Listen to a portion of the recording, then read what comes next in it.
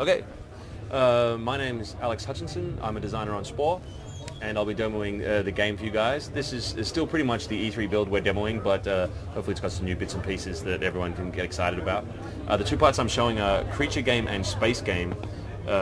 Creature Game gives us an opportunity to talk about a lot of the gameplay, and Space Game lets us sort of talk about the scope and the scale of the game. The part of the game that precedes Creature that I won't be showing today is Cell Game. Cell Game is basically a tutorial for the main game. So it's fixed camera, very simple. You're basically eating, each thing you eat increases your size. When you get to a certain size, you can start adding parts to your little cell creature.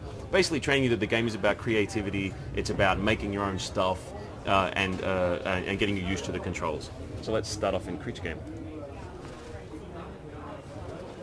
In the final shipping version, you will actually emerge from the primordial soup as a sort of a slug, and the reason we want to do that is because we want to basically give you a blank canvas to start the game.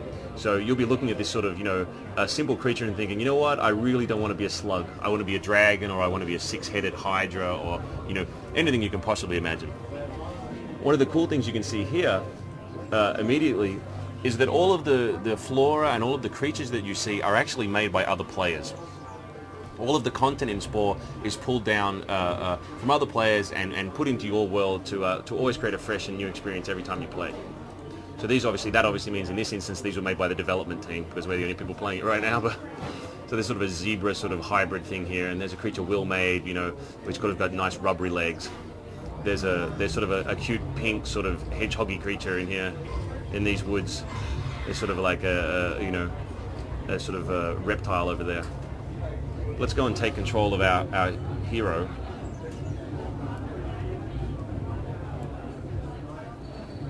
So Creature Game, like Cell Game, is an avatar-based game, and what I mean by that is you directly control your creature. You have a personal creature that is you. You can control the guy with the mouse or with the WASD keys. And the reason for that is we really wanted the game to be accessible. We wanted anyone to be able to play the game and be a success without having to learn complicated controls or figure it out.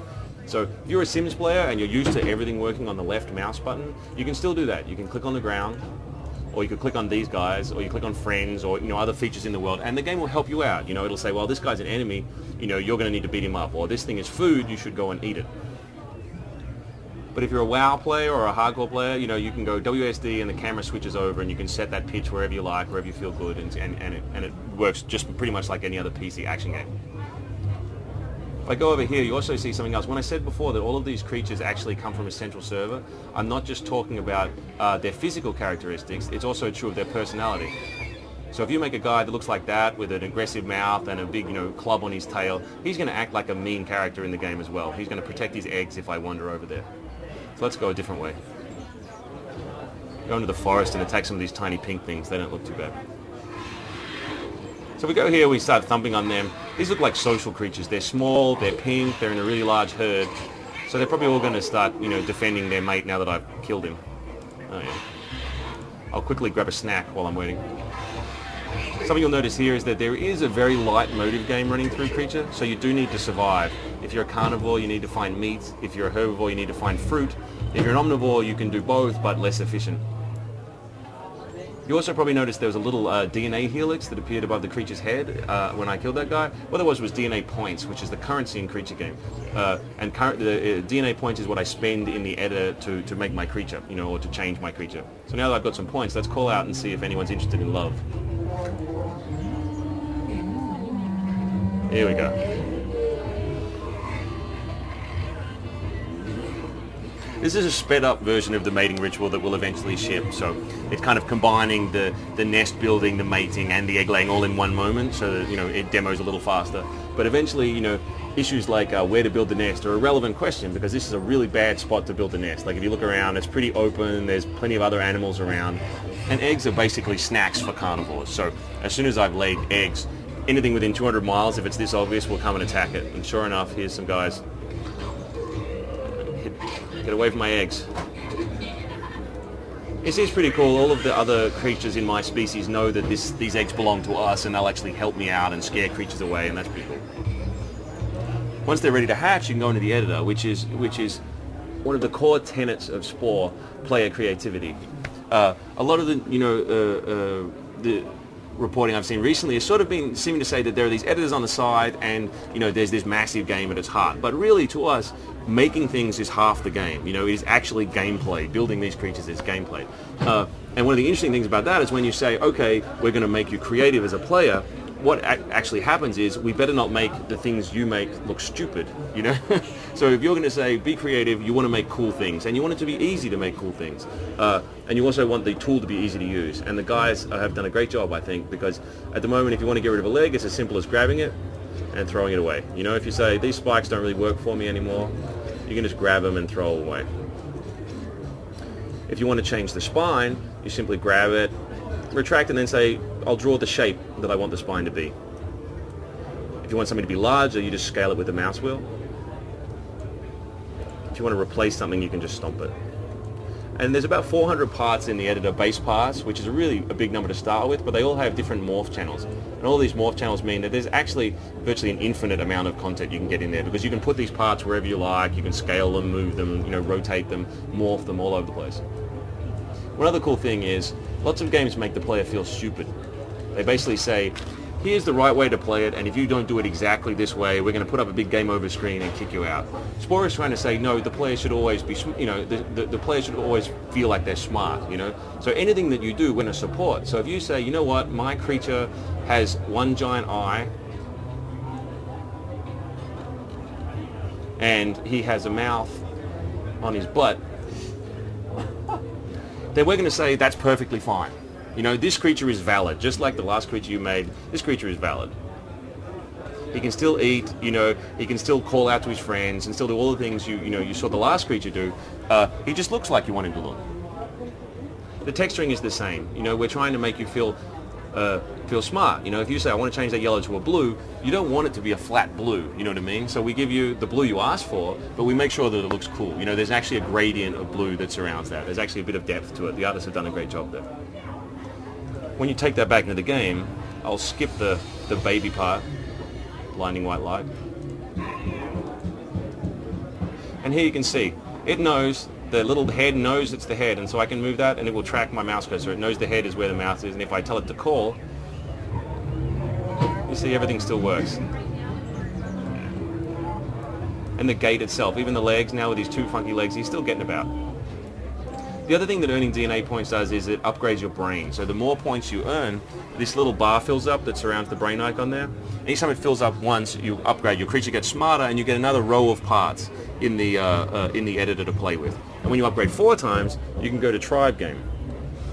We skip through Tribe Game quickly because we won't get straight to space. But Tribe Game basically transforms the game into a simplified RTS.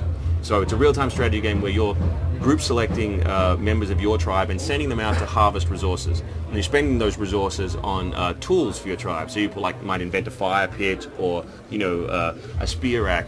And what it's really doing is it's not so much StarCraft as telling the story of your creature becoming a sedentary creature. They're settling down, they're working as a group now, they're not so much a solo animal. Of course, everything is still customizable. You can still build the hut. You can make it look like anything you want. You can redo all of the flora in the world. You can grab any plant and build it any way you like. In City Game, it's a simplified version of SimCity. So basically, you're placing buildings and placing farms around and trying to balance the happiness of your populace so that the population increases. Again, everything is customizable. All of these buildings, all these editors are as deep as the creature editor, which you saw, previously.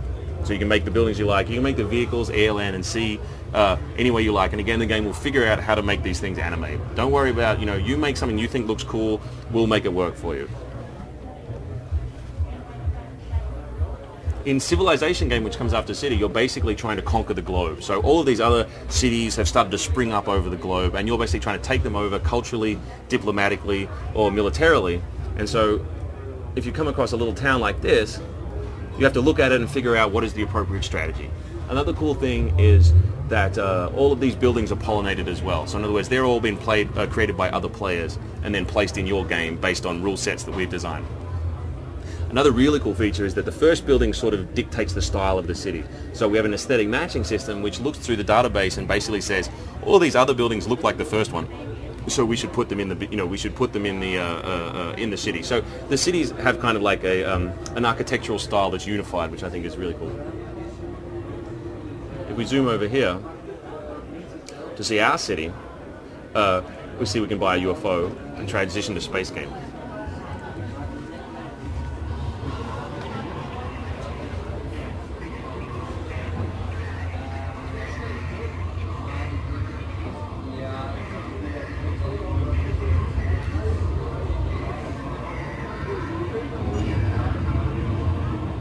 Space game, I get control of my vehicle back again, so it's a lot like Creature Game where I can drive around the world using the mouse control or the WASD keys. Another really cool feature of Spore that I don't think going through the demo this fast communicates is that every level increases your ability to zoom out, you know? So now that you're in space, for the first time ever, you can zoom all the way out and see your entire, you know, one side of your planet.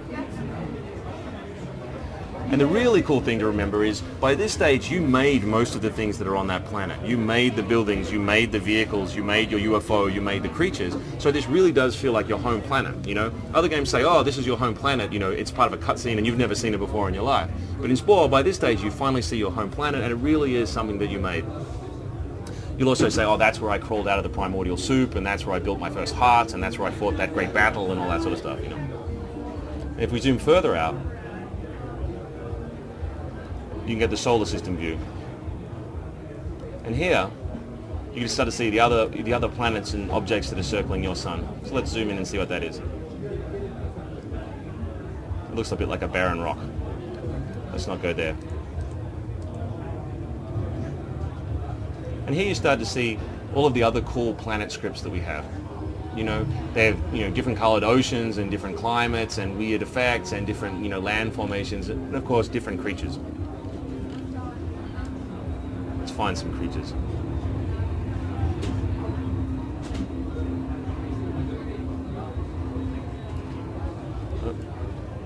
There's one. Space is more of an open-ended game, so now that you've hit here, there's really no end to it, you know, and a lot of it is about seeing new content, exploring new worlds, and also like, you know, fooling around with the content that you find on these worlds.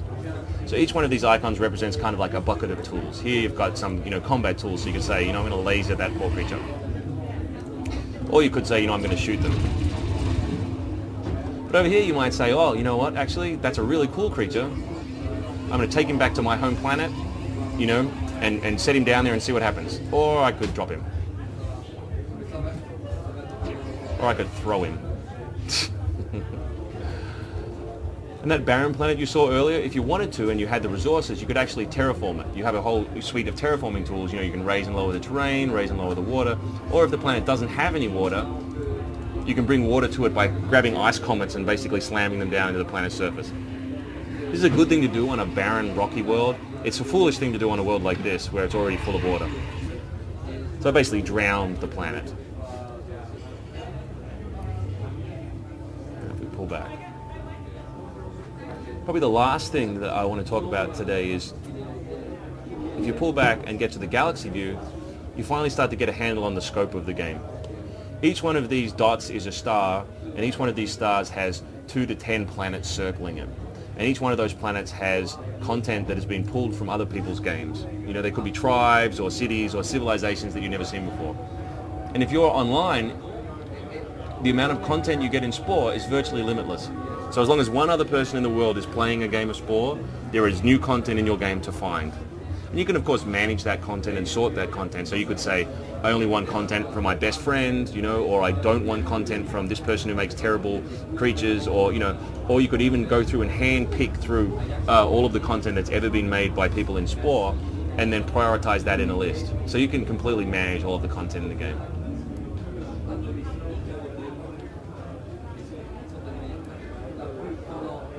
And then if we pull all the way out, oh, someone's contacting me.